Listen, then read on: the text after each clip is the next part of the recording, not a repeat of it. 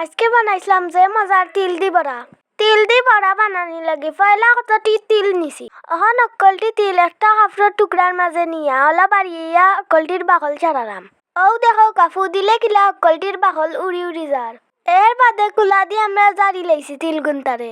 এখন বালা করে দইলারাম।